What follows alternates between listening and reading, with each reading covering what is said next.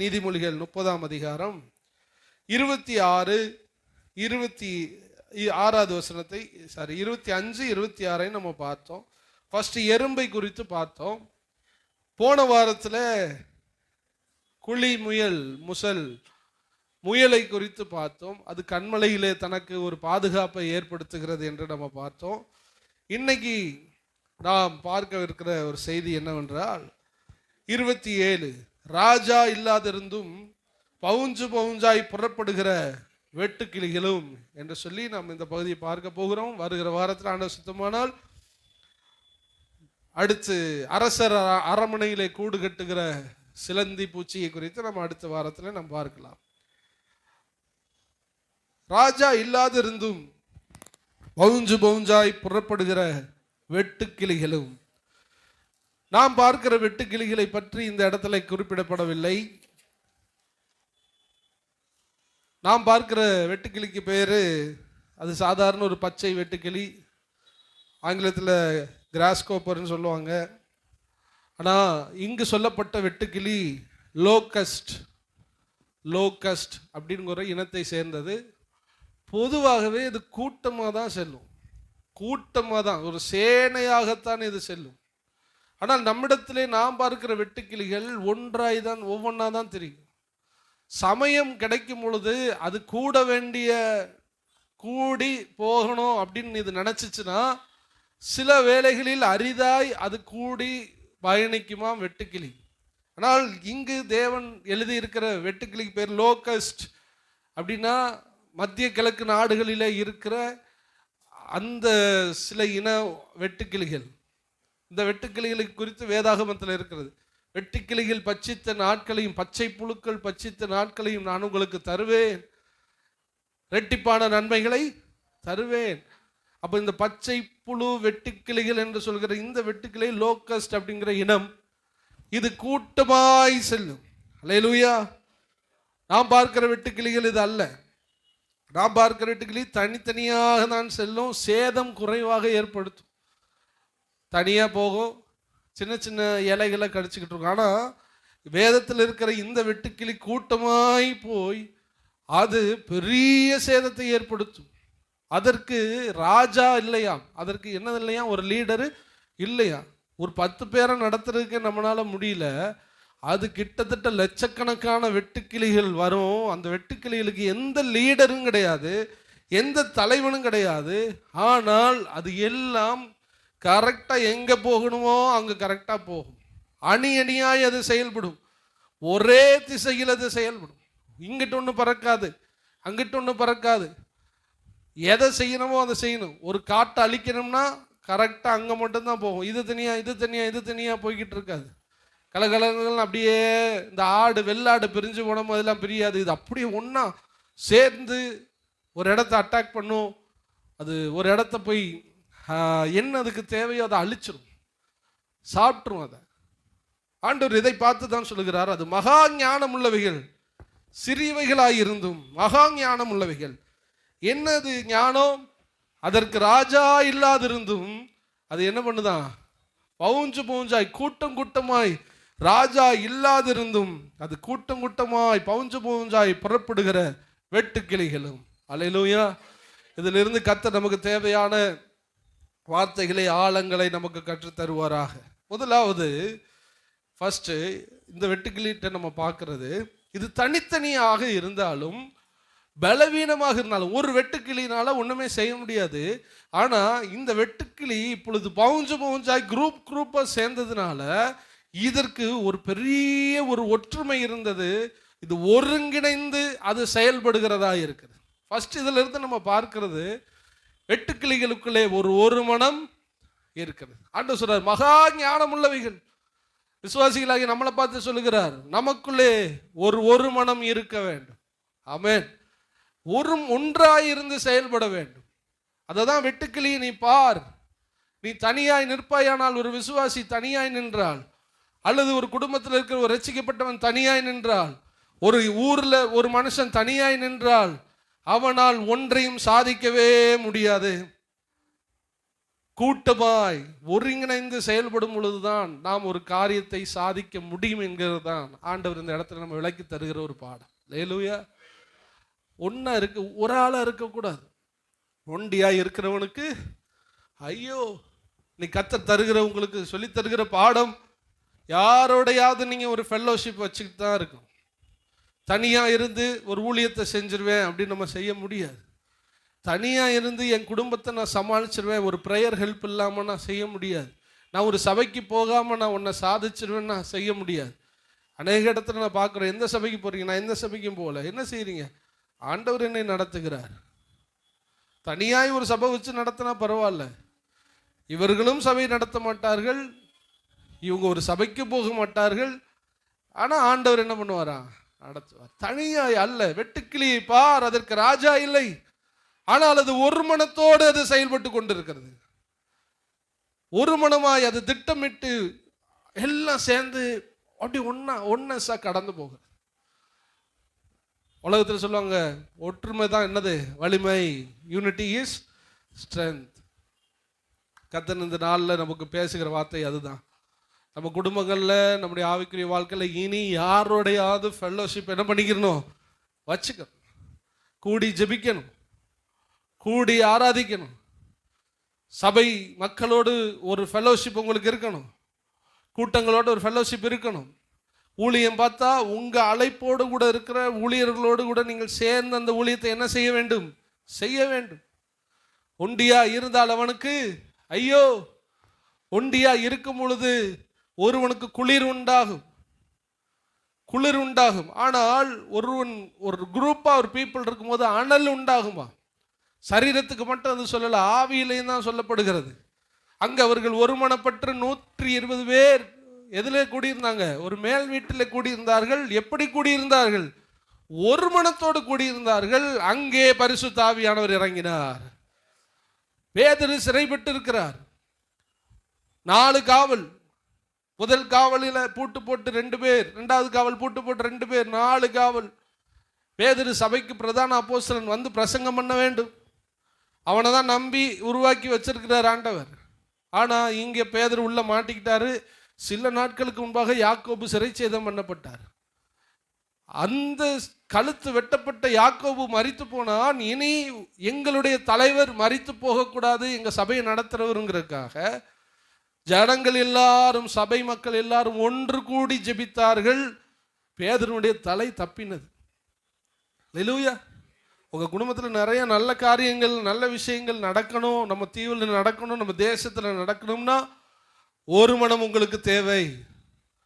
4 பேர் ஜெபம் பண்ணிக்கிட்டு இருந்தால் 4 பேர் 4 பக்கம் ஜெபம் பண்ணக்கூடாது. 2 பேராக இருந்தாலும் எங்கே ஒருவர் இருவர் ஒருமனப்பட்டிருக்கிறார்களோ அங்கே கர்த்தர் இறங்கி வருவார். கர்த்தர் நமக்கு ஒரு மனத்தை தருவாராக. எது எப்படி அது உலகத்துக்கு இருந்தாலும் சரி, இல்லை ஆவிக்குரிய லைஃபுக்காக இருந்தாலும் சரி, இணைஞ்சு செய்யாமல் இருந்திருந்தா, இணையாமல் இருந்து சிலராய் கூடி நாம் ஒன்றாய் இல்லாமல் செயல்பட்டால் நிச்சயமாய் நமக்கு தோல்வி, தேவனுடைய ராஜ்யத்துக்கு தோல்வி. வருகிற ஆண்டில் கர்த்தர் நமக்கு அப்படிப்பட்ட ஒரு தீர்மானத்தை தருவாராக. இனி நம்ம கூடி ஆலோசித்து இணைந்துதான் ஒரு காரியத்தை என்ன பண்ணும்? செய்யணும். உங்கள் கருத்து என்ன? உங்கள் கருத்து என்ன? நம்ம என்ன செய்யலாம்? உங்கள் குடும்பத்திலே நீங்கள் அதை செய்யுங்க. குடும்ப தலைவனாக இருக்கிறதுக்காக நான் சொல்கிறதா நீ கேட்கணும் அப்படின்லாம் சொல்லக்கூடாது. நான் சொல்கிறதான் கேட்கணும். அப்படின்னா உங்கள் மனைவி நான் சமைக்கிறதாண்டா நீ சாப்பிடணும்னு சொன்னால் உங்களுக்கு முடியுமா? இன்றைக்கி என்ன வச்சா? புளி ரசம், நாளைக்கு மிளகு ரசம், நான் ரசம் மட்டும்தான்டா வைப்பேன் அப்படின்னு நம்மளை பார்த்து சொன்னேன். நான் சொன்னது தான் கேட்கணும். அவன் சொன்னான் உங்கள் மகன் நான் சொன்னது தான் கேட்கணும் அப்படின்னு சொன்னான். ஆளாளுக்கு நான் சொன்னதை கேட்கணும்னா 4 பேரும் சொல்கிறத என்ன பண்ணணும்? கேட்கணும். ராஜா இல்லாதிருந்தும் நீ ஒன்றா வாழுப்பா, ஒன்றா சேருப்பான்னு சொல்லலைனாலும், தனித்தனியாக இருந்தாலும் அதுக்கு தெரியும் யூனிட்டி, ஒற்றுமையே வலிமை. ஒற்றுமையாக இருந்தால்தான் நாம் செயல்பட முடியும் என்பது சிறிய பூச்சிக்குள் இருந்த அந்த ஞானத்தை கவனிச்சு பாருன்னு ஆண்டவர் சொல்லுகிறார். எறும்பை கவனிச்சு பார்த்தோம். கோடை காலத்தில் தன்னுடைய மழை காலத்துக்கு முன்பாக கோடை காலத்தில் அது சேர்க்கிறது. குளிமையலை கவனித்து பார்த்தோம். வலிமையற்ற நான் சிங்கத்தினையும் புலிட்டையும் மாட்டக்கூடாதுன்னு எப்படியாவது மேலே ஏறி தோண்டி உள்ளே போய் பதுங்கிக்கிறது. இன்னைக்கு வெட்டுக்கிளியை பார்க்குறோம். எனக்கு யாரும் எங்களை வழி நடத்தலைனாலும் நாங்கள் ஒற்றுமையாக இருப்போம்ப்பான்னு சொல்லி ஒற்றுமையாக செயல்பட்டாதான்ப்பா ஒரு காட்டை அழிக்க முடியும், ஒற்றுமையாக செயல்பட்டாதான் ஒரு வயலை அழிக்க முடியும்னு சொல்லி தனித்தனியாக இருந்தாலும் சேரு ஐக்கிய ஜெபம் கூட்டு ஜெபம்னு சொல்லிட்டு நீங்கள் வா 2 பேரும் ஒருவரோடு ஒருவர் சமாதானமாயிருங்களும் கை கொடுத்துலாம் எதையும் பண்ணாமல் இயற்கையாகவே அது ஒன்று சேருகிற ஒரு ஐக்கியப்படுகிற ஒரு இடம் இருந்துச்சு பாருங்க அந்த வெட்டுக்கிளிக்கு. அது எவ்வளவு சாதனை சாதிக்கும் தெரியுமா? கிராஸ் ஆகி போகும். நல்ல கவனிங்க, ஒரு பெரிய சோலைவனமாக இருக்குன்னு வச்சுக்கிறீங்களேன், அது பெரும் படை இறங்குச்சுன்னா அப்படி இறங்கி இப்படி கிராஸ் ஆகி போகும் பாருங்க. அப்படி அந்த ட்ரிம்மர் வச்சு ட்ரிம் பண்ணமா தான், மொட்டமாக தான் அப்படி வலிச்சுட்டு போயிடும். பச்சையாக இருக்கிறப்பெல்லாம் வனாந்திரமாக மாறி ஒரு இலைகள் கூட விடாது. கோதுமை மணிகள் காலி, நெல் பயிர்கள் காலி. கூட்டமாக இறங்குச்சுன்னா ஒன்றும் முடியாது. உயிர் இருக்கும் செடியில், ஆனால் வெளியில் ஒன்றுமே இருக்காது. மொட்டை அடிச்சுட்டு போயிடும், இறங்கிரும். நம்ம பார்க்குற வெட்டுக்கிளி துள்ளி ஓடுது, அந்த வெட்டுக்கிளின்னு நினச்சிடாதீங்க. இது பாலைவ அங்கே கல்ஃப் கண்ட்ரீஸில் இருக்குமா. இப்படி இறங்குச்சுன்னா முடிஞ்சிச்சு அந்த இடம். ஒரு வெட்டுக்கிளி சேர்ந்து ஒரு இலையை தான் திங்க முடியும். ஆனால் ஒரு சேனை எழும்பி ஒரு தேசத்தையே விளைச்சலை அழிக்குதுன்னா எவ்வளவு பெரிய ஒற்றுமையினால எவ்வளவு பெரிய ஒரு விஷயம் நடக்குதுங்கிறத நீங்கள் யோசிச்சு பாருங்க. கர்த்தர் நம்ம வருகிற நாட்களில் ஒரு யூனிட்டியை தருவாராக. ஊழியர்களுக்குள்ள எல்லா சபை விசுவாசியும் எல்லா இடங்களையும் கை கொடுக்கணும். அப்பாவும் சித்தப்பாவும் சண்டை விடுவாங்க, மகங்க ஒன்றா விளையாடுவாங்க. நம்ம பாஸ்டர் அப்பா அம்மார்களுக்கு சண்டை, நமக்கும் உங்களுக்கும் சண்டையே இல்லை, நம்ம விளையாடுவோம். அவங்க 2 பேரும் அப்பாவும் சித்தப்பாவும் சண்டை போட்ட மாதிரி அவங்க எல்லாரும் ஏய் ஏய் ஏய் ஏன் ஆடுமேன்னு சொல்லிக்கிட்டு இருக்கட்டும். அது எல்லாம் ஆண்டவர் ஆடு. பிள்ளைய நம்மளாம் சந்தோஷமாக இருப்போம். அல்லேலூயா. ஒரு சபை ஒரு விசுவாசியை நீங்கள் பார்க்கும் பொழுது கை குலுக்கி அவங்கள வாழ்த்துங்கள். ராயனுடைய அரண்மனையில் இருக்கிறவர்கள் உங்களை வாழ்த்துகிறார்கள். அவன் உங்களை வாழ்த்துறான், இவன் ஒருத்தன் வாழ்த்துறான், பவுல் இங்கே ஒருத்தனோட வாழ்த்த மாட்டேங்க, பார்த்த உடனே ஓடி போயிடுறாங்க. நாம் கடந்து வந்த ரோமன் கத்தோலிக்க சர்ச்சில் ஒரு யூனிட்டி இருக்கு. அங்கே போப்பு சொன்னா உடனே இங்கே அசையும். முழு கத்தோலிக்க சமுதாயமும் அப்படியே கீழ்ப்படியும். சிஎஸ்சிலையும் அப்படித்தான். நமக்கு தான் நிறைய மேய்ப்பர்கள், நிறைய ஆடுகள். ஆனால் வேதம் அப்படி சொல்லல, ஒரே மேய்ப்பன் ஒரே ஆடு. பவுஞ்சாய் கிளம்பும் வெட்டுக்கிளிகளை போல வருகிற நாட்களில் நமக்கு மாறணும். தேசம் ஆசிரியப்படணும்னா ஒற்றுமை வரணும். இங்க இருக்கிற கர்த்தர் உங்களுக்குள்ள எனக்குள்ள அந்த ஒற்றுமை விதைப்பாராக. டாக்டரின் விஷயம் அப்பாற்பட்டது, உபதேச விஷயம். ஆனால் தேவனுடைய ஆண்டுடைய சிலுவை இரத்தத்தினாலே நாம் கழுவப்பட்டவர்கள், நாம் பிள்ளைகள். செயல்பட வேண்டிய இடத்துல ஒன்றாய் நாம் செயல்பட வேண்டும். அல்லேலூயா. பிரிந்திருக்க வேண்டிய இடத்துல சில விஷயங்களை பிரிந்துதான் இருக்க வேண்டும். கர்த்தர் நமக்கு காரியங்களை செய்வாராக.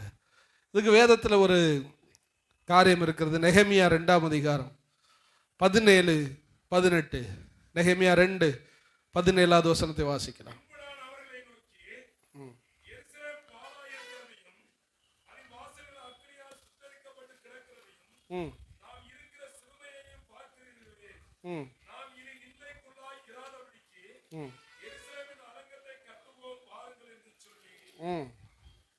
அடுத்து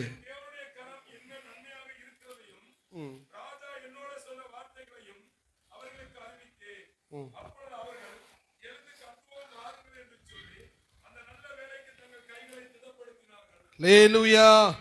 பாருங்க 17-18 தேவாலயம் இடிக்கப்படுகிறது. தேவாலயத்தை கட்ட கர்த்தர் எஸ்ரா செருபாபேலை கொண்டு தேவாலயம் கட்டப்படுகிறது. ஆனா நெகேமியா ரொம்ப கவலையோட இருக்கிறான். நெகேமியா அடிமையாக இருக்கிறான். அவனுடைய ராஜா அவனை பார்க்கிறான். ஏன்பா உன் முகம் இப்படி இருக்குது அப்படின்னு சொன்ன உடனே, எனக்கு இது வியாதி கிடையாது, பலவீனத்தினால வந்தது இல்லை.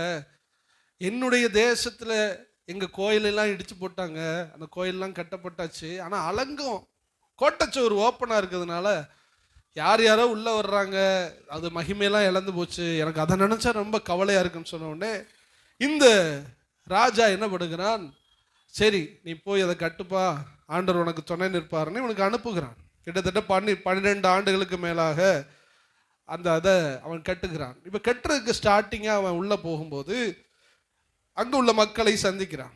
சந்திச்சு பேசுகிறான். பின்பு நான் அவர்களை நோக்கி, எருசலேம் பாழாய் இருக்கிறதையும் அதன் வாசல்கள் அக்கினியால் எருசலேமே பாழா போச்சியா, அதன் வாசல்கள் அக்கினியால் சுட்டரிக்கப்பட்டு போச்சு. நாம் சிறுமையுமாய் இருக்கிறோம், நாம் நிந்தைக்குள்ளே இருக்கிறோம். இப்படிப்பட்ட நிலைமைக்கு நாம் மாறி போயிட்டோம். இந்த எருசலேமை அலங்கத்தை கட்டுவோம் வாருங்கள். இவன் முன்னாடி சிறையிருப்பில் விடுதலையாக்கப்பட்டு எஸ்ராவுடைய தலைமையில் கட்டப்பட்டு கொண்டிருக்கிறான். செருபாபேலுடைய தலைமையில் இவன் போயாச்சு. இவன் இன்னொரு சிறையிருப்பு. இவன் இங்கிருந்து வந்து இவங்க எல்லாரையும் கூட்டி சொல்றான், எழுந்து அலங்கத்தை கட்டுவோம் வாருங்கள், என் தேவனுடைய கரம் என் மேல் நன்மையாயிருக்கிறது, ராஜா என்னோடு சொன்ன வார்த்தைகளை அவருக்கு அறிவித்தேன், அப்பொழுது அவர்கள் எழுந்து கட்டுவோம் வாருங்கள் என்று சொல்லி அந்த நல்ல வேலைக்காக தங்கள் கைகளை கரங்களை வித்துறாள் இல்லையா சொல்லுங்களேன். உங்களுக்கு இதில் ஒரு விஷயம் சொல்றேன். ஒரு ஆளுக்குள்ள இருந்த விஷன், நெகேமியாக்குள் இருந்த பாரம் நல்லா கவனிச்சுக்கணும். பரலோக திட்டத்தை நீங்க பார்க்கணும். எல்லாருக்கும் பாரம் வராது, எல்லாருக்கும் எல்லாத்த குறிச்சும் பாரம் வராது. நெகேமியாவுக்கு ஆண்டவர் அலங்கத்தை குறித்து பாரப்படுத்தினார். ஆண்டவர் செயல்பட வேண்டுமானால் ஒரு ஆள் வழியா செயல்படுவார், இன்னொரு காரியத்தை செய்யணும்னா இன்னொரு ஆள் வழியாக செயல்படுவார். எல்லாத்தையும் நான் தான் பார்ப்பேன்னா முடியாது. ஆலயத்தை குறித்த பாரம் ஒருவனுக்கு, அலங்கத்தை குறித்த பாரம் ஒருவனுக்கு. நெகேமியாவுக்கு அலங்கத்தை குறித்த பாரம். கர்த்தர் அவனோடு கூட பேசி அவனை பாரப்படுத்தினார். ஆனா இந்த பாரத்தை கொண்டு வந்துட்டான். பாரம் இருக்கிறதினால் ஊழியம் வந்தது, ஊழியம் வந்ததினால் கர்த்தருடைய கிருபை வந்தது, வரங்கள் வந்தது. அப்படியே வர்றான். வந்து மக்களை எல்லாம் சந்திச்சு, அங்கே உள்ள மூப்பர்கள் எல்லாம் சந்திச்சு, என்னை நான் இப்படி பாரப்பட்டேன், ஆண்டவர் இப்படி என்னை அனுப்பிட்டாரு, எனக்கு ராஜா கட்டுறதுக்குரிய எல்லா பணத்தையும் எல்லா மரங்கள் எல்லா கல் எல்லாத்தையும் தந்துட்டாரு, ஆட்களையும் தருவேன்னு சொல்லிட்டாரு, பணத்து தங்கமும் தந்துட்டாரு, நீங்க நான் இப்ப கட்ட போறேன், எனக்கு நீங்க உதவி செய்யுங்கன்னு சொன்ன உடனே இவனுக்குள்ள இருக்கிற பாரத்தை சொல்லுகிறான். இவர்கள் எல்லாரும் ஒன்று கூடுகிறார்கள், எழுந்து அலங்கத்தை கட்டினார்கள். ஹல்லேலூயா. எப்படி கட்டி இருக்கிறான் பாருங்க, எப்படி பாரம் வெளிப்பட்டது, அந்த பாரத்துக்கு எப்படி இணைஞ்சாங்க பாருங்க. இணைஞ்சதுனாலதான் கர்த்தருடைய ஆலயத்துடைய மதில்கள் கட்டப்பட்டது. இன்னைக்கு இங்க ஒன்றும் அங்க ஒன்றுமாய் நம்ம பிரிஞ்சு செயல்பட்டு கொண்டிருந்தால், சபை இங்க ஒன்றுமாய் அங்க ஒன்றுமாய், அங்கங்க ஒரு சபை இருக்கு, பிரச்சனை இல்லை, அங்கங்க இருந்தாலும் நம்ம இருதயம் என்னவா இருக்கணும் சொல்லுங்க, ஒன்றாய் இருக்க வேண்டும், ஒன்றாய் இருந்து செயல்பட வேண்டும். நெகேமியா ஒன்றாய் ஒருமனப்படுத்தி ஆலயத்தை அலங்கத்தை கட்டுவோம் வாருங்கள் என்று சொன்னான். கர்த்தருடைய கரம் அவனோடு கூட இருந்தது. ஒன்றாய் கூடினார்கள், பவுஞ்சாய் கிளம்பினார்கள். சன்பல்லாத்து தொபியா என்கிற எதிரிகள் எழும்பினார்கள். ஆனால் அவங்களெல்லாம் தரமட்டமாக்கிட்டு அலங்கத்தை என்ன பண்ண ஆரம்பிச்சிட்டாங்க, கட்ட ஆரம்பிச்சிட்டாங்க. ஹல்லேலூயா. கொஞ்சம் நம்ம தீவை குறித்து கொஞ்சம் யோசித்து பாருங்க, நம்முடைய தேசத்தை குறித்து யோசித்து பாருங்க. அவனவன் தன் தன் வேலையை செய்கிறான். ஆகாய் தீர்க்க தரிசனம் சொல்லுவாங்க, நீ அவன் வீட்டை கட்டுறான், யாரும் என் வீட்டை பார்க்கறதுக்கு யாருக்கு என்ன இல்லை, நேரம் இல்லை. அவர்கள் தங்கள் வீட்டுக்கு ஓடி போகிறார்கள். என் தொழில், என் குடும்பம், என் வாழ்க்கை, அவங்க வேலையை பார்த்தா ஒரு மனம் இருக்காது. எல்லாரும் சேர்ந்து இறைவனுடைய வேலையை பார்க்கும் போதுதான் ஒரு மனம் உண்டாகும். வருகிற நாட்களில் கர்த்தர் உங்களுக்கு அப்படிப்பட்ட ஒரு மனத்தை தருவாராக. அலங்கம் இடிக்கப்பட்டுருச்சுங்கிற பாரம் அவனுக்குள் வந்தது. உங்களுக்கு என்ன பாரம் இருக்குதோ அந்த பாரத்தை இன்னொருவருக்கு சொல்லுங்கள். அந்த பாரத்தோட இணைஞ்சவங்க சேருவாங்க. நம்ம இணைந்து சேர்ந்து ஜெபித்து கர்த்தருடைய காரியத்தை கட்டுவோம், தேவனுடைய ராஜ்யம் கட்டப்படும். ஹல்லேலூயா. ஃபர்ஸ்ட் அதுக்குள்ள என்ன இருந்துச்சு, ஒரு மனம். ரெண்டாவது பாருங்களேன், தனித்தனியா இருக்கு, இதற்கு யாருமே இல்லை, இதுக்கு என்ன இல்லவா, ராஜா இல்லை, தனித்தனியா இருக்கு. ஆனா எல்லாம் தன் தன் வேலையை செஞ்சுக்கிட்டு இருக்கு. தனித்தனியா இருந்தாலும் தன் தன் வேலையை செஞ்சுக்கிட்டு இருக்கு. அங்க லீடர் இல்லை, தலைவன் அங்கே இல்லை. வட்ட செயலாளர், அந்த செயலாளர், இந்த செயலாளர், லீடர், 100க்கு லீடர், 200 பேருக்கு லீடர், ஒரு லீடர் இல்லை. அப்போ எப்படியா காரியம் நடக்குது? எப்படி இது சாத்தியம் அப்படின்னா, எந்த லீடரும் பார்க்க நான் செயல்படலை, என் ஆண்டவர் பார்க்க நான் என்ன பண்ணிக்கிட்டு இருக்கிறேன்? செயல்பட்டு. ரெண்டாவது வெட்டுக்கிளிட்ட ஆண்டவர் வெளிப்படுத்துகிற ஞானம் என்ன தெரியுமா? மனுஷர் பார்க்க நீ எதையும் செய்யாதே, கடவுள் பார்க்க நீ எதையும் செய். அவனவனுடைய கிரியைகளுக்கு தக்கதாக பலன் தருகிறவர் ஆண்டவராக இயேசு கிறிஸ்து. வெட்டுக்கிளிட்ட ரெண்டாவது பார்க்கிறது, நீ மனுஷனுக்காக, மனுஷனை பிரியப்படுத்த, யாருக்காகவும் வாழக்கூடாது, யாரையும் பிரியப்படுத்த வாழக்கூடாது. நான் ஒரு மனமாய் இருந்தாலும் எந்த புகழ்ச்சியையும் நான் விரும்பக்கூடாது, எந்த மேன்மையும் விரும்பக்கூடாது, எந்த பதவியையும் விரும்பக்கூடாது, எந்த உயர்வையும் விரும்பக்கூடாது. நான் பெரியவன் நீ பெரியவன் என்கிறத நம்ம எதையும் எதிர்பாராமல் ஒரு காரியத்தை செய்கிறது தான் இந்த வெட்டுக்கிளி நமக்கு காட்டுகிறது. குடும்பங்கள்ல, உடைய ஊழியங்கள்ல, நீங்க பார்க்க சபைகள்ல, இங்கு வந்து ஆண்டவருடைய செய்தியை கேட்கிறவர்கள் உங்களுக்கு நான் தாழ்மையா சொல்றேன், எந்த மதிப்பும் மரியாதையும் நீங்கள் எதிர்பார்க்க வேண்டாம். என்னங்க இப்படி சொல்றீங்க? ஏற்கனவே எனக்கு மதிப்பு இல்லை, மரியாதை, எந்த மதிப்பும் தேவையில்லை, எந்த மரியாதையும் தேவையில்லை, எந்த போஸ்டிங்கும் தேவையில்லை, எந்த தலைவர் போஸ்டிங்கும் தேவையில்லை, எந்த செயலாளர் போஸ்டிங்கும் நமக்கு தேவையில்லை. ஆனாலும் நாங்கள் இறைவனுக்காக செயல்படுகிறவர்கள். கோடி வெட்டுக்கிளி இறங்கும், அப்படியே பச்சையா இருக்கிறதெல்லாம் அடிச்சு நார பண்ணிடும், அப்படியே கோதுமையை அழிச்சிடும், அதை அழிச்சிடும், காட்டையே ஒன்றும் இல்லாமல் ஆக்கிடும், ஒரு இலை விடாமல் ஆக்கிருமா. அப்படி போகும்போது அந்த அந்த கோடி வெட்டுக்கிளியில யார் லீடர், யார் தலைவன், யார் அதில் செயலாளர், யார் அதில் பொருளாளர்? இன்னைக்கு 4 பேர் தான் ஜெபம் பண்ணுவாங்க. நான் தான்டா ஜெப குறிப்பு சொல்லுவேன். 3 பேர் தான் ஜெபம் பண்ணுவாங்க. இவர் எடுத்த பாட்டை அவர் எடுத்துட்டா கோபத்தில் கைத்துட்டார், எடுத்துட்டார். ஏன்னா இவர் பாட்டை எடுப்பார், இவர் எடுக்கிறதுக்குள்ளே அவன் எடுத்துருவான். இருக்கதே 3 பேர், 3 பேர் உட்காந்துட்டு 3 திசையில் ஒன்றா இருப்பாங்க. சோத்திரம் சோத்திரம் சொல்லுவாங்க. ஆனால் இருதயம் ஃபுல்லாக அப்படி 3 அக்கா நிற்கும். இவன் எடுக்கிற பாட்டை அவன் பாட மாட்டான், அவன் எடுக்கிற பாட்டை பாட மாட்டான். நேற்று இவ தான் குறிப்பு சொல்கிறா, இன்னைக்கு இவ தான் குறிப்பு சொல்கிறா. இப்படியே பவுஞ்சா இப்படி போனால் நல்லா தான் இருக்கும் தேவராஜ்யம். வெட்டுக்கிளிகிட்ட கற்றுக்கிற விஷயம், கோடி இருக்கிறது, கோடி வெட்டுக்கிளிகள், ஆனால் கோடிகளுக்குள்ளும் ஒரு மனம் இருக்கிறது. இறைவன் என்னை பார்க்கிறார். என் வேலை அந்த பச்சை அந்த இலைகளை நான் சாப்பிட்டுட்டு நான் போயிட்டே இருப்பேன். என் வேலையை நான் பார்த்துட்டு போவேன். என் இறைவனுக்காக நான் வேலை செய்கிறேன்.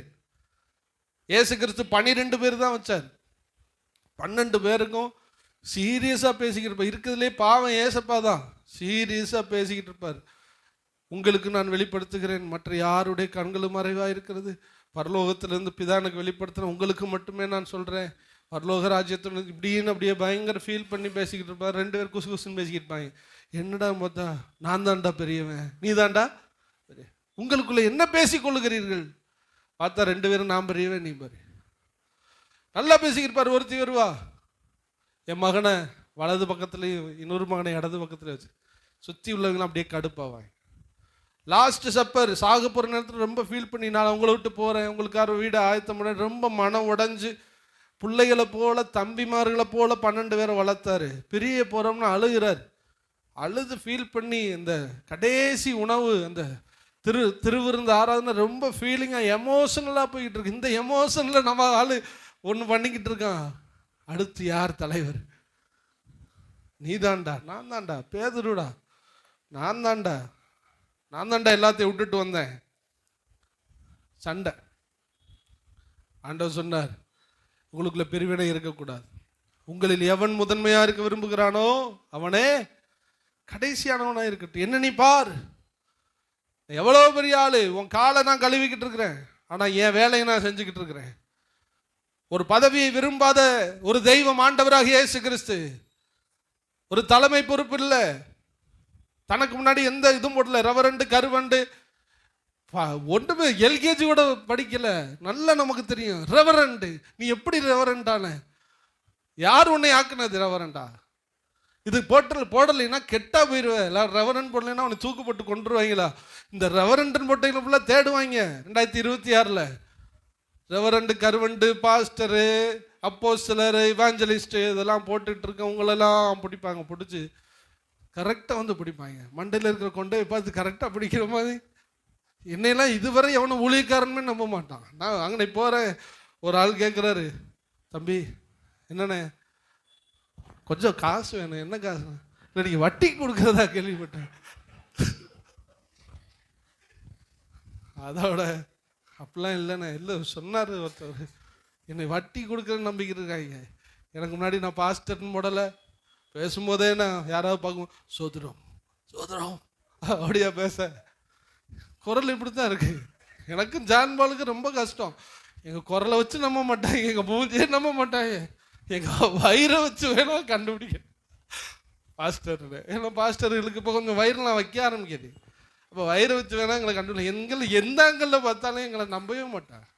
அதோட அப்படியே இறங்கி வந்தேன். இப்படி தான் எங்களுக்கு மரியாதை, வெளியில் மதிப்பு மரியாதை இல்லை. யாருக்காக பேசுகிறோம்? ஆண்டவருக்கா. நீங்கள் எங்களை கூப்பிடணும், எங்களை உட்கார வைக்கணும், எங்களுக்கு ரெவரண்ட் பட்டம் கொடுக்கணும்லாம் பேசலை. யார் பேசணும்? யாருக்காக பேசுகிறோம்? எங்களுக்கு கனமும் மகிமையும் இயேசுவின் இடத்துல வரணும். மனுஷன் தருகிற புகழ்ச்சி எங்களுக்கு அவசியமே இல்லை. அப்போ தன்னை தரித்திரனாயிரும் தன்னை ஐஸ்வர்யவனாய் காட்டுகிறவனும் உண்டு. ரெவரண்ட்னு போடுவாங்க. நெகேமியாவை புதிய ஏற்பாட்டில் தேடிக்கிட்டு இருப்பாங்க. அவன் பேர் தான் ரெவரண்ட்.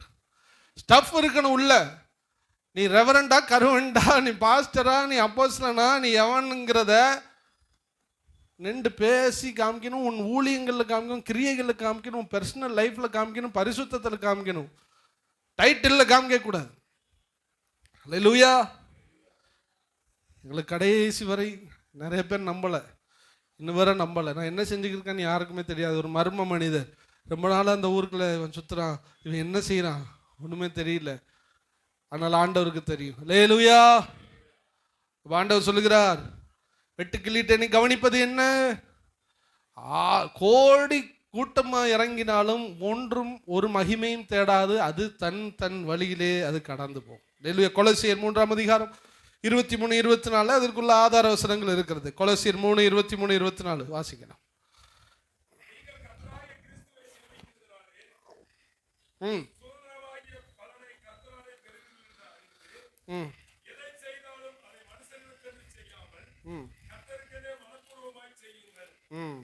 பாருங்க, போதும். எதை செய்தாலும் என்ன, நீங்கள் கர்த்தராகிய இயேசு கிறிஸ்துவை நல்லா கவனிக்கிறீங்களா? நீங்கள் கர்த்தராகிய இயேசு கிறிஸ்துவை சேவிக்கிறதுனாலே, ஊழியம் செய்கிறதுனாலே, அல்லது நீங்கள் ஒரு விசுவாசியாகி இருப்பதினாலே சுதந்திரமாகிய பலன் யார்கிட்ட இருந்து வரப்போகுது? இங்கே யாராவது நமக்கு பட்டம் கொடுக்கணுமா? யாராவது இங்கே நம்ம மேன்மைப்படுத்தணுமா? யாராவது துண்டு போடணுமா? யாராவது மாலை போடணுமா? உங்களை ஸ்டேஜில் உட்கார வைக்கணுமா? இன்னைக்கெல்லாம் ஸ்டேஜில் ஏறணும், மைக்க பிடிக்கணும். ரோடா அலைகிறவன்லாம் ஊழியக்காரன் கிடையாது. ஆண்டவர் யாரை பார்ப்பார்? ஆண்டவர் சொன்ன, யாரை பார்க்க போனீர்கள்? ராஜவஸ்திரம் மெல்லிய வஸ்திரம் தரித்தவர்கள் அரண்மனையில் இருக்கிறார்கள்.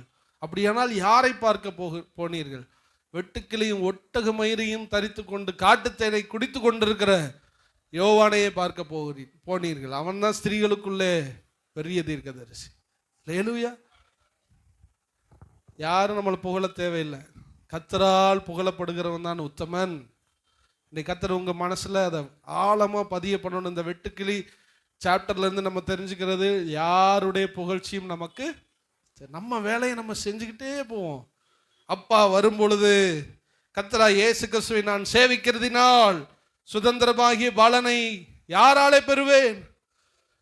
சொல்லுங்க, கர்த்தராலே பெறுவேன். நீங்க வாழ்கிற வாழ்க்கைக்கு பலன் யார் தரப்போறா? கர்த்தரே தரப்போறார். யாரும் தரப்போறது இல்லை, கர்த்தரே தருவார். அதனால் எதை செய்தாலும் அதை மனுஷர்களுக்கென்று செய்யாமல் கர்த்தருக்கென்று மனப்பூர்வமாய் செய். அப்போ வெட்டுக்கிளி கொஞ்சம் யோசிச்சு பாருங்க. எந்த லீடர் இல்லை, போட்டி இல்லை, பொறாமை இல்லை. நான் தான் ஃபர்ஸ்ட் போவேன், நீ தான் ஃபர்ஸ்ட் போவேன், எனக்கு தான் மரியாதை, நான் தான் இந்த காட்டை அழிச்சேன், யாருக்குமே எந்த இதுவுமே இல்லை. ஆனாலும் அது எல்லாம் வேலை நடந்து கொண்டு இருக்கிறது. அப்படியானால் எல்லாவற்றுக்குள்ள ஒரு பாரம் இருக்கிறது, எல்லாம் தனக்குள் செயல்படுகிறது, ஆனாலும் ஒற்றுமையாக இருக்கிறது. ஆனால் எதுவும் மகிமையை தேடவே இல்லை. அதான் 2வது பாயிண்ட்ல நீங்கள் புரிஞ்சுக்கணும். 3வது விஷயங்களை நான் பார்க்கும் பொழுது, இந்த வெட்டுக்கிளியை பார்த்தீங்கன்னா நான் பார்த்து நிறைவு செய்ய போகிறோம். தலைவன் இல்லாதிருந்தும், அந்த வேடை பார்த்தீங்கன்னா, தலைவன் இல்லாதிருந்தும் ஒருமனமாய் செயல்படுகிறது, ஒற்றுமையாய் செயல்படுகிறது, மகிமை தேடாமல் செயல்படுகிறது. அவ்வளோ பெரிய விளைச்சல்களை அது அளிக்கிறது. ஒரு 100, 10, 20 ஏக்கர் 100 ஏக்கர் இருந்தாலும் அப்படி இறங்குச்சுன்னா எல்லாத்தையும் அழிச்சிரும். ஆனா அதுக்கு தலைவன் இல்லை. நம்ம பாயிண்ட்டுக்கு வரேன். தலைவன் இல்லாத அதுவே அப்படி செய்யுமானால் உங்களுக்கு ஒரு தலைவர் இருக்கிறார். அல்லேலூயா. நம்ம தலைமையை மீறக்கூடாது. நமக்கு ஒரு தலைவர் இருக்கிறார். ஆண்டவர் சொல்றாரு, தலம் இல்லாதிருந்தும் இருந்தும் இல்லாதிருந்தோம்னு அப்படி ஒரு கொஸ்டினை போட்டார்னா நீங்க புரிஞ்சுக்கணும், அதை கடைபிடிக்கணும்னு இல்லை, அதை கம்பேரிசன் பண்றேன். தலைவனே இல்லடா, அது அப்படி இருக்குது. தலைவனே இல்லை, பெரிய ஒரு சேதத்தை ஏற்படுத்துது. தலைவனே இல்லை, ஒற்றுமையா இருக்குது. தலைவனே இல்லை, டைமிங் கீப் அப் பண்ணுது. தலைவனே இல்லை, ஒரு திசையில போகுது. தலைவனே இல்லை, ஒரு தரிசனத்தோட போகுது. ஆனால் உங்களுக்கு ஒரு தலைவர், நீ எப்படி இருக்கணும் அப்படின்னு ஒரு கொஸ்டின் ஆண்டவர் வைக்கிறார். இன்னைக்கு உங்களுக்கு ஒரு தகப்பன் இருக்கிறார், ஒரு தலைவன் இருக்கிறார், நமக்கு ஒரு இரட்சகர் இருக்கிறார். அவரே தலையாகிய கிறிஸ்து நம்மை நடத்துகிற அற்புதமான ஒரு தலைவர். ஆண்டவர் 3வது காரியத்திலிருந்து தெரிந்து கொள்கிற விஷயம், நமக்கு ஒரு தலைவர் இருக்கிறார், ஆண்டவராகிய இயேசு கிறிஸ்து. அவர் சித்தத்தின்படி நீங்கள் நானும் என்ன பண்ணணும்? வாழ. தலைவன் இல்லாமே பெர்ஃபெக்டா நடக்குதுன்னா, பெர்ஃபெக்டா நடத்துற நான் உன் தலைவனா இருக்கும் பொழுது நீ எவ்வளவு பெர்ஃபெக்டா நடக்கணும்னு ஆண்டவர் பேசுகிறார். நமக்கு ஒரு தகப்பன் இருக்கிறார். அல்லேலூயா. இன்னையிலிருந்து சொல்லணும், ஆண்டவரே இனி உம்முடைய சித்தத்தின்படியே நான் வாழ ஆசைப்படுகிறேன். தலை நிருபங்கள் எழுதுகிறது, தலையாகிய கிறிஸ்து.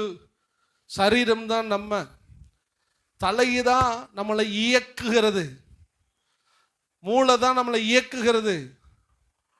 அவர் தான் உங்களை இனி இயக்கணும். பவுஞ்சாய் நீங்கள் எழும்ப வேண்டும். தலையாகிய கிறிஸ்து உங்களுக்குள்ளே கிரியை செய்வாராக. இந்த தலை இங்க இருக்குது, நல்லா கவனிங்க. தலை இருக்குது, பாடி பார்ட்ஸ் இங்க இருக்குது. நீங்க புரிஞ்சுக்கணும், ஒவ்வொரு பார்ட்ஸும் ஒவ்வொரு வேலை செய்யுது. இந்த 2025 இந்த திங்கட்கிழமை கூட்டத்தில் கடைசி செய்திக்குள்ள வந்திருக்கிறோம். ஒரு தீர்மானம் எடுங்க. கிறிஸ்து தலை, நீங்கள் அவயவங்கள். உடம்புல கை இருக்குது, காது இருக்கு, கிட்னி இருக்குது, ஹார்ட் இருக்குது, கால் இருக்குது, விரல் இருக்குது, மூக்கு இருக்குது, நாக்கு இருக்குது, எல்லாமே இருக்குது. ஆனா எல்லாம் ஒவ்வொரு வேலை செய்யும், ஒவ்வொரு ஸ்பெஷல் அதுக்கு இருக்குது. இன்னைக்கு உங்களை பார்த்து நான் தாழ்மையாக கேட்குறேன், என்னையும் நான் கேட்டுக்கிறேன். தலையாகிய கிறிஸ்துவுக்குள் நாம் எந்த அவயவம்? கன்ஃபார்ம் பண்ணிட்டீங்களா? அதை நீங்கள் யார்? கையா அல்லது காலா அல்லது கண்ணா அல்லது இருதயமா அல்லது கிட்னியா? எல்லாத்துக்கும் அர்த்தம் இருக்குது. கால் என்றால் ஆண்டவருக்காக சுவிசேஷத்தை அறிவிப்பவர்கள். கைகள் என்றால் ஆண்டவருக்காக செயல்படுகிறவர்கள், கொடுக்கிறவர்கள். இருதயம் என்றால் ஆண்டவருக்காக அந்தரங்கத்திலே தேவராஜ்யத்தை இயக்குகிறவர்கள், ஜெபிக்கிறவர்கள். கண்கள் என்றால் தேவனுடைய தரிசனங்களை பார்க்கிறவர்கள், சொப்பன தரிசனம் வரங்களை உடையவர்கள். விரல்கள் என்றால் ஆண்டவருக்காக எழுதுகிறவர்கள். சொல்லிக்கொண்டே போகலாம். கிட்னி, லிவர், சுத்திகரிப்பின் அனுபவத்தை உடையவர்கள், பரிசுத்தத்துக்குள்ளே வளர்ந்து கொண்டிருக்கிறவர்கள். குடல், பற்கள், வார்த்தைகளை உள் வாங்குகிறவர்கள், அதை ஆவிக்குரிய ஆத்துமா ஆகாரமாய் தன்னை மாற்றிக் கொள்ளுகிறவர்கள், அதை பகிர்ந்து கொடுக்கிறவர்கள். தலை கிறிஸ்து இவ்வளவு பாடிக்குள்ள இருக்கு. இதில் ஒன்றாவது ஒரு விசுவாசி கண்டிப்பாக இருப்பாங்க. இவ்வளவு நாள் நீங்கள் எந்த அவயவனுமே தெரியாமல் வாழ்ந்திருக்கலாம். இன்னைக்கு கர்த்தர் உங்களை பார்த்து சொல்கிறாரு, நீங்கள் யார்? நம்ம பாஷையில் சொல்ல போனால், உங்களுக்கு ப்ராக்டிக்கலாக சொல்கிறேன், உங்களுக்குள்ள என்ன கிருபை இருக்கிறது? அந்த கிருபை தான் நீங்கள் ஆண்டவருடைய அவயம். யாரும் உங்கள்கிட்ட இந்தந்த கிருபை இருக்குன்னு வாய் திறந்து சொல்லுங்க, அட்டண்டன்ஸ் மாதிரிலாம் கேட்க மாட்டேன். உங்கள் மனசில் கை தொட்டு நீங்களே சொல்லுங்க, உங்களுக்குள்ள என்ன கிருபை? கிருபை கிருபை கிருபை கிருபைன்னு படிச்சுட்டு போகக்கூடாது. என்ன கிருபை இருக்கு? கஷ்டத்துக்குள்ள என்ன இருக்கு?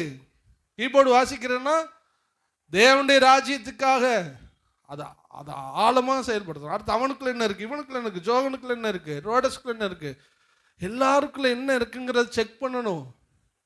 யூஸ்லெஸ்ஸா ஒரு அவயம் உடம்புல இருக்காது. எதற்குமே பயன்படாத அவயம் உடம்புல இருக்குதான்னு கொஞ்சம் நீங்க யோசித்து பாருங்க.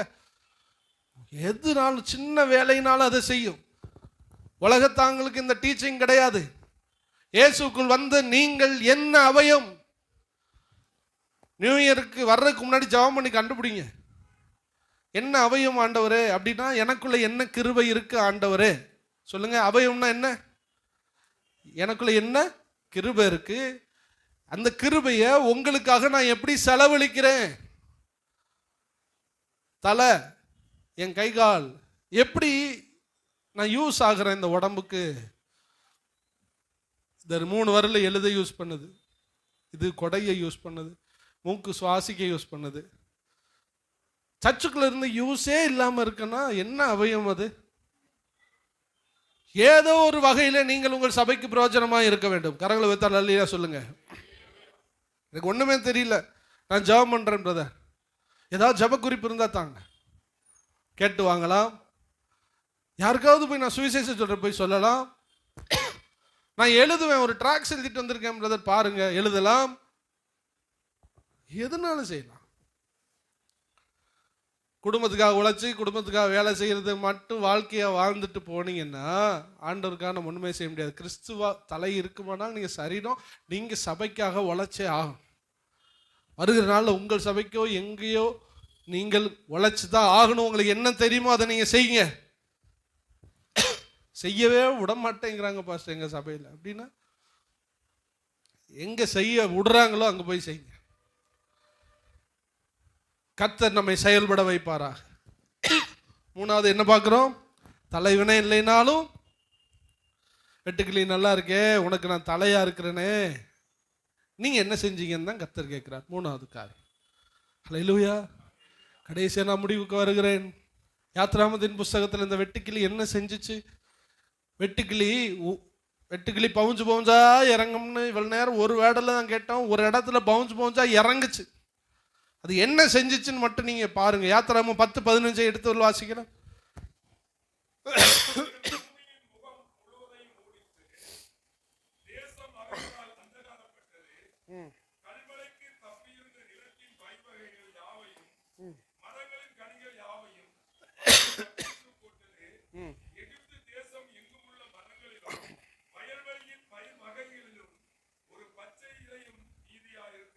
அல்லேலூயா. பார்வோன், கவனிங்க, நான் முடிக்க போறேன். பார்வோனுடைய எகிப்து தேசத்தை அழிக்கும்படி, பார்வோனுடைய எகிப்து தேசத்தை இப்ப என்ன பண்ண போகுது? அழிக்கும்படி தேவனால் அனுப்பப்பட்ட ஒரு வெட்டுக்கிளி பவுஞ்சு பவுஞ்சா இறங்குது. இதுல இந்த நீங்க 3 பாயிண்டையும் வச்சுக்கிறோம். என்னன்னா நான் சொன்னேன், ஃபர்ஸ்ட் ஒரு மனம், 2வது தேவனுக்காக கிரியை செய்யற, 3வது நான் என்ன அவயம் என்று சொல்லி ஐடென்டிஃபை பண்ணி அது செய்யும். அதுக்கு தலைவனே இல்லை, நமக்கு ஒரு தலைவர் இருக்கிறார். 3 சொல்லிட்டேன். இப்படிப்பட்ட ஒரு வெட்டுக்கிளி இப்ப இறங்குது. எங்க இறங்குது? பார்வோன் ஆண்டு கொண்டிருந்த எகிப்து தேசத்துல தேவன் வாதையாக இறங்க பண்ணுகிறார். இறங்கி நாசம் பண்ணிடுச்சு இடத்தை. அவைகள் பூமியின் முகம் முழுவதையும் மூடிற்று. இஸ்ரவேல் தேசத்தை குறித்து ப்ராஃபஸி சொல்லும்போது சொல்லுவாங்க, இது பூமியின் முகத்தை மூடுகிற ஒரு ஜனம். பூமியின் முகத்தை அது முழுவதும் மூடிற்று. 14வது வசனத்துல வெட்டுக்கிளிகள் எகிப்து தேசம் எங்கும் பரம்பி எகிப்தின் எல்லையில் எங்கும் மிகவும் ஏராளமாய். எவ்வளவு ஒரு அருமையான வசனம். தேவன் அனுப்பின வெட்டுக்கிளிகள் எகிப்து தேசம் முழுவதும் பரம்பினது. எகிப்தின் எல்லை எங்கும் ஏராளமாய் இறங்கினது. அப்படிப்பட்ட வெட்டுக்கிளிகள் அதற்கு முன் இருந்ததும் இல்லை, அதற்கு பின் இருப்பதும்.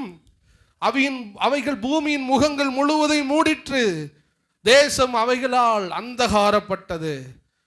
கல்மலைக்கு தப்பி இருந்த நிலத்தின் பயிர் வகைகள் யாவையும் மரங்களின் கனிகள் யாவையும் அவைகள் பட்சித்து போட்டது. எகிப்து தேசம் எங்கும் உள்ள மரங்களிலும் வயல்வெளியின் பயிர் வகைகளிலும் ஒரு பச்சை கூட மொட்டை அடிச்சுட்டு போயிட்டு. யார் அனுப்பின வெட்டுக்கிளி? உங்கள் பாயிண்ட்டுக்கு வர்றேன். இந்த வெட்டுக்கிளி தான் நீங்க. இது அழிச்சு போட்ட பச்சை நிலம்தான் பிசாசுடைய கிரியைகள். பாவம், விபச்சாரம், வேசித்தனம், இதெல்லாம் பார்வோன் தேசத்துல எகிப்துல விளைஞ்சிருக்கிற கனிகள், பயிர் வகைகள். என்னது? பாவம், விபச்சார, வேசித்தனம், கொலை, கொள்ளை, பகை, விரோதம், பாரம்பரியம், செக்ஸுவல் தப்புகள்,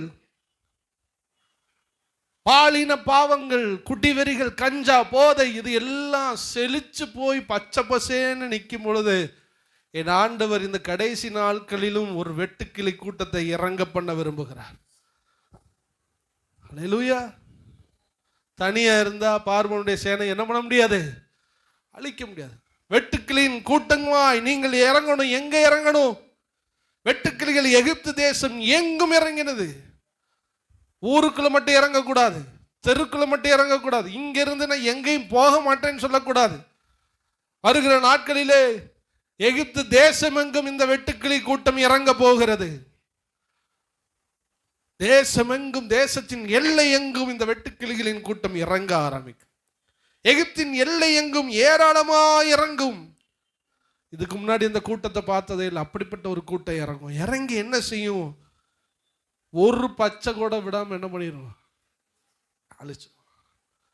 இனி நாம் கூட்டமா, யூனிட்டியா, எந்த ஒரு பேர் புகழுக்காக அதை யோசிக்காம ஒற்றுமையா இருந்து நான் யார், என்னுடைய கிருபை என்ன என்று நீங்க நினைச்சு இறங்கினா இந்த வெட்டுக்கிளியல் இந்த தேசத்துல இருக்கிற, இந்த தீவுல இருக்கிற பார்வோனின் எல்லா செழிப்புகளையும் நம்ம இந்த வெட்டுக்கிளி கூட்டம் அழிக்க கர்த்தர் நமக்கு கிருபை செய்வார். உங்களுக்குள்ள இந்த பாரத்தை இன்னைக்கு வச்சாச்சு. தீவை காப்பாற்றுவதும் தேசத்தை காப்பாற்றுவதும் உங்க கையில என் கையிலையும் தான் இருக்கிறது. வேற ஒரு ஆளும் வரப்போறது கிடையாது. இன்னொரு நெகேமியா வரமாட்டார், இன்னொரு பேதுரு வரமாட்டார், இன்னொரு பவுல் வரமாட்டார். இந்த 2025 நூற்றாண்டுல நீங்களே அந்த நெகேமியா, நீங்களே அந்த எஸ்ரா, நீங்களே அந்த யாக்கோபு, நீங்களே அந்த பவுல், நீங்களே அந்த பேதுரு, நம்ம தான் செயல்பட வேண்டும். ஆண்டவர் சொல்கிறார், பூமியின் முகங்களை மூடும்படி நம்ம இறங்கணும்னு கர்த்தர் சொல்லுகிறார். இவாஞ்சலிசம், நற்செய்தி எங்கும் பரவும்படி உங்க கால்கள் பரவணும். எங்க? எகிப்தின் எல்லைகள் மட்டும் பரவும். பவுஞ்சு பவுஞ்சா இறங்கணும். பேர் புகழ விரும்பக்கூடாது. எனக்கு பாட்டு தரல, எனக்கு பிரசங்கம் தரல கிடையாது. எல்லாரும் நடத்து, நான் கூட்டத்தை ஆர்கனைஸாவது பண்றேன். இல்லை நீ நடத்து, நான் பைசாவாவது தர்றேன். இல்லை நீ நடத்து, நான் ஜபமாவது பண்றேன். ஆனால் நாம் ஒன்றாய் செயல்பட வேண்டும். பார்வோனுடைய சேனைகளாய், அந்த பயிர் வகைகளை அழிக்கிற வெட்டுக்கிளிகளாய் நீங்களும் நானும் இறங்க வேண்டும். அல்லேலூயா. ஏன்னா அவன் அப்படி இறங்குறான்.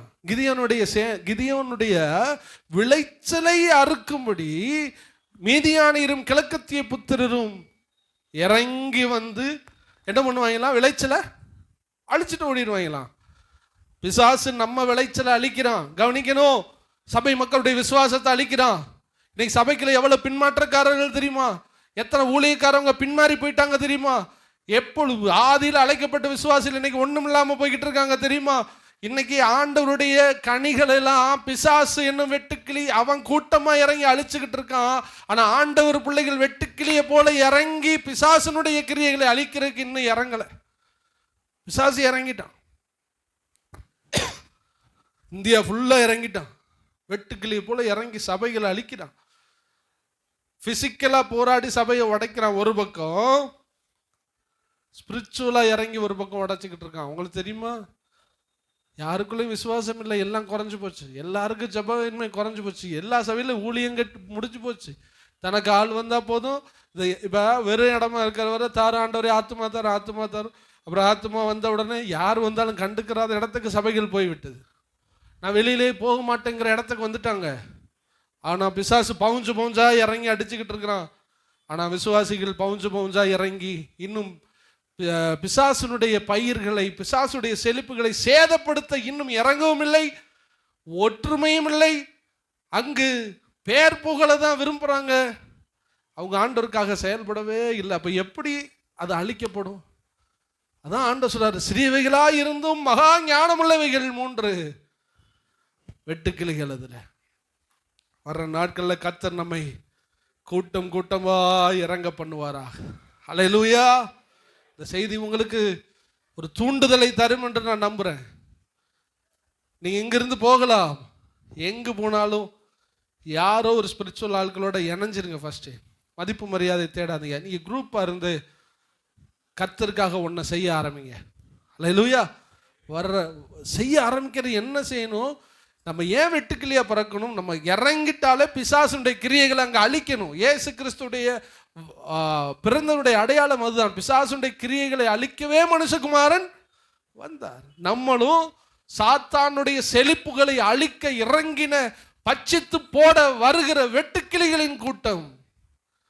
கர்த்தர் நமக்கு அப்படிப்பட்ட கிருபைகளை தருவாரா? ஹல்லேலூயா. ஆண்டவர் சித்தமானால் வருகிற ஆண்டிலிருந்து சுவிசேஷ பாரம் உடையவர்கள் மாத்திரம், அவங்க எந்த சபையாக இருந்தாலும், நாங்கள் சேர்ந்து அவங்கள சந்தித்து இணைந்து ஒரு ஒரு ஐக்கியம், ஒரு ஃபெல்லோஷிப் நம்ம உருவாக்க போகிறோம். அதற்கு ஆயத்த நிலைகள் நடக்கிறது. எந்த சர்ச்சில் உள்ளவங்க யாராக இருந்தாலும், பெண்களோ ஆண்களோ பாட்டிமார்களோ இளையவர்களோ மூத்தவர்களோ, சுவிசேஷ தாகமுடையவர்கள் மட்டும். இவர்கள் வந்து என்ன செய்ய போகிறாங்க? நானா பிரசங்கம் பண்ண போகிறேன். ஒவ்வொருவருக்கும் ஒவ்வொரு வாய்ப்புகள் கொடுக்கப்படும். ஒவ்வொருவரும் ஒவ்வொரு ஏரியாவில் அவங்க செயல்படும்படி அவங்களுடைய பாரங்களை நம்மிடத்துல சொல்ல போகிறாங்க. இப்போ நான் போகிறேன்னா ஒரு 20 பேர் வேறு வேறு சுவிசேஷ ஊழியம் பார்க்குறவங்க எனக்காக அவங்க ஜெபம் பண்ண போகிறாங்க. அவங்க போகும்போது மீதி 19 பேர் ஜெபம் பண்ண போகிறாங்க. எனக்கு வாய்ப்பு கிடைக்காதப்ப அவங்க வாய்ப்பு கொடுக்க போகிறாங்க. அவங்களுக்கு வாய்ப்பு கிடைக்காதப்ப நாங்கள் வாய்ப்பு கொடுக்க போகிறோம். ஒன்று சேர்ந்து ஒரு கூட்டமாய் சுவிசேஷகர்களுக்கு என்று, சுவிசேஷ அழைப்பு பெற்றவர்களுக்கு மாத்திரமல்ல, சுவிசேஷ ஊழியம் செய்ய தாகமுடையவர்கள் எல்லாம் ஒன்றிணைக்கும்படி கர்த்தர் ஒரு தூண்டுதலை தந்திருக்கிறார். வருகிற வருஷத்தில் கர்த்தர் அதை செய்வார், சித்தமானால் செய்வார். அல்லேலூயா. நீங்கள் ஜெபித்துக் கொள்ளுங்க. ஒரு கூட்டம் இணையணும், பவுஞ்சா இறங்கணும். இறங்குற இடமெல்லாம் பிசாசுடைய செழிப்புகள் அழியணும். கர்த்தர் நமக்கு அந்த பலனை தரப்போகிறார். அல்லேலூயா. வருகிற நாட்களில் நீங்கள் ஜெபித்துக் கொள்ளுங்கள். இந்த வெட்டுக்கிளிகள் வழியாய் நம்ம ஆண்டவருடைய வார்த்தையை நாம் பார்த்திருக்கிறோம். நம்ம எல்லாரும் அப்படியே எழுந்திருப்போம்.